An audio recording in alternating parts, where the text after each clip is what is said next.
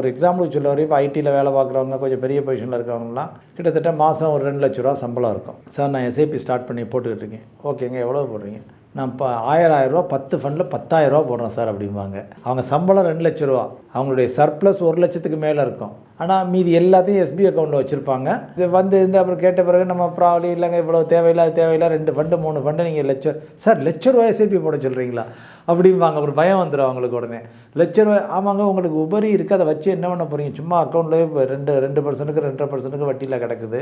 ரெண்டாவது வந்து உங்களுக்கு அந்த பணமும் இப்போ தேவையில்லை அப்படின்னு சொல்லி நம்ம பேசி பண்ணி அவங்கள புரிய வச்சு நம்ம எஸ்ஐபி போட்டு அவங்கள ஒரு சீர்படுத்தி கொண்டு வந்து அவங்களுக்கு ஒரு கணிசமான தொகை அவங்களுக்கு தெரிய ஆரம்பிக்கும். இப்போ ரைட் நவ் ஓடிக்கிட்டு இருக்க நிறைய ஃபண்டு வந்து பார்த்திங்கன்னா க்ரோத் ஸ்டைலு. ஒரு 6 மாதம் 1 வருஷத்துக்கு முன்னால் வரைக்கும் நல்ல பெர்ஃபார்ம் பண்ணது பூரா வேல்யூ ஸ்டைல். ஸோ இப்போ வேல்யூ ஸ்டைல் அடுத்த 2-3 வருஷத்துக்கு கொஞ்சம் கம்முன்னு தான் இருக்கும். ஸோ அப்படி இருக்கையில் வந்து நீங்கள் க்ரோத் ஸ்டைலில் இருந்தீங்கன்னா க்ரோத் ஸ்டைல்லே ஃபுல்லாக கன்டினியூ பண்ணணும் அதனுடைய பெனிஃபிட் எடுக்கிறதுக்கு. வேல்யூ ஸ்டைலில் இருந்தீங்கன்னா வேல்யூ ஸ்டைல்லே ஃபுல்லாக கன்டினியூ பண்ணிங்கன்னா தான் ஒரு ஃபுல் சைக்கிளை முடிச்சிங்கன்னா தான் அந்த பெனிஃபிட் கிடைக்கும்.